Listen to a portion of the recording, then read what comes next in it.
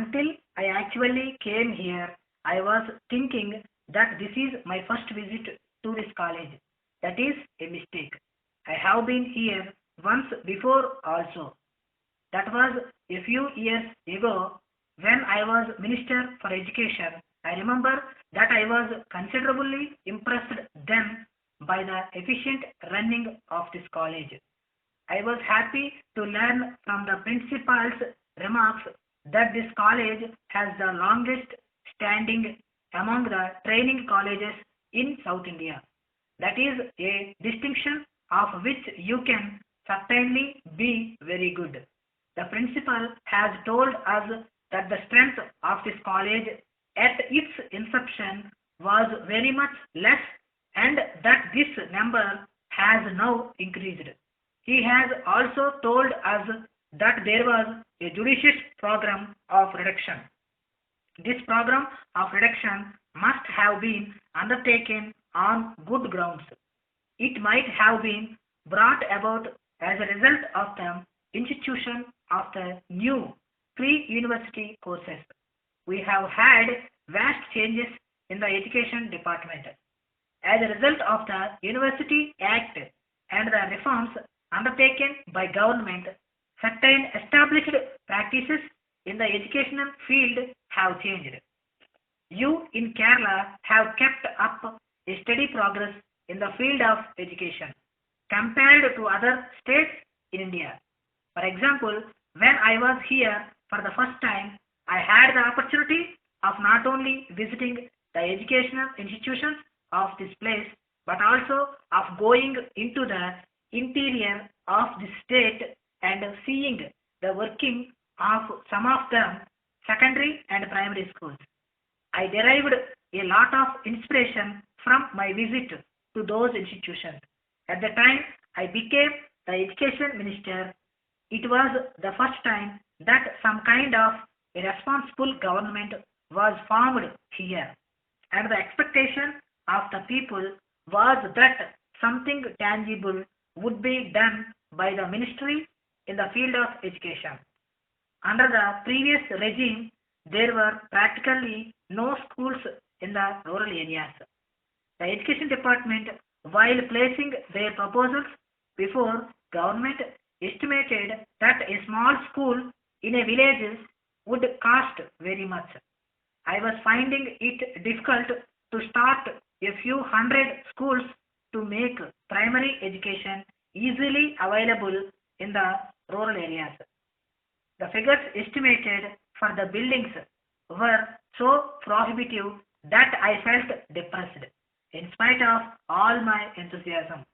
When I came here again and had occasion to examine things at close quarters, I found that there are high schools at a distance of every 3 miles and so many middle schools and primary schools that almost every boy or girl of school going age is attending a school. Though I had heard of Kerala's educational progress before, seeing it at first hand created a great impression in my mind. Having seen these things and after returning to my place, I had to give a bit of my mind to my officers and take them to task for putting up such costly estimates for primary schools. I had a big fight in convincing them and I did succeed in revising the previous rules. That is one of the defects of our procedure throughout the country, and I suppose that might perhaps also operate in the state. However, I would like you to keep in mind the fact that the Kerala state is spending a good portion of its budget on education alone. I would certainly sympathize with my government if you put before them a long list of your needs and requirements. While I would appreciate to some extent your demand for the putting up a stadium, I certainly would not like every college, however important, to ask for a swimming pool. I do not undertake the importance of these amenities, but we must also keep in the mind the financial implications of such demands. Frankly speaking, I do not think, considering our conditions, at any rate, that such amenities are essential just at present. If you have the land, I would certainly appreciate the attempt on the part of the students of this college to construct a stadium for themselves. The police had no stadium here. They built it with their own manual labor. If the students of this training college, who are to be the teachers of tomorrow, are prepared to offer their manual labor, perhaps it may not be difficult for the principal to persuade government to help you to construct the stadium. But if you ask the government for a grant, I am afraid you are asking for the impossible.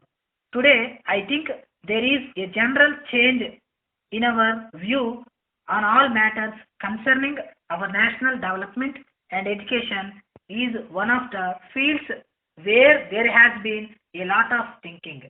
And many people have examined the educational policies of the state government and also the central government. Eminent educationists have offered a lot of criticism on various grounds, and a few of them have offered constructive suggestions too. But it so happens that unfortunately, during the period of transition, we are not able to reconcile the conflicting opinions. Messrs. Halda Typewriting Company, Nataji, High Road, Calcutta. Dear sirs, in regard to your latest trade enquiry relating to the supply of Halda typewriters to our office, we wish to inform that our company follows a set procedure for inviting quotations from reputed firms. We have gone through the literature enclosed to the letter. We are glad to find that if you have supplied 50 typewriting machines to our sister company in Bombay, and we are receiving excellent reports about their performance. However, as we have mentioned, the practice in our company is to invite quotations from competing firms and satisfy yourselves about the efficiency of their machines. We assure you that you will get a reasonable opportunity to demonstrate the efficiency of your latest typewriting machine with all its equipments. We would like to impress on your company that in the event of an order being placed, you must adhere strictly to the delivery time. The policy of the company is to prefer only those suppliers who undertake to abide by a strict delivery schedule. It would not be out of place to mention here that we had even cancelled some orders after placing a firm indent with a company as there was default in punctual delivery. The pamphlet sent by you mentions some special equipments for increasing speed and accuracy of the mission and also reducing fatigue and disgust. You have advised us to contact your journal office at Hyderabad for a demonstration of these equipments.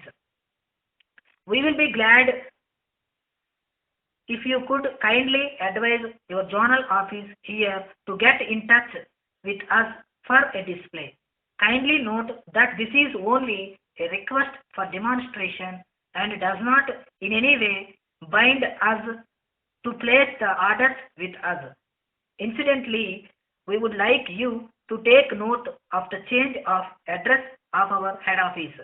Our office has been shifted last month from Hyderabad to Station Road in Secunderabad. All future correspondence may please be addressed to the new address. We once again thanking you for the trouble you have taken in explaining to us the availability of special type of typewriters. Yours,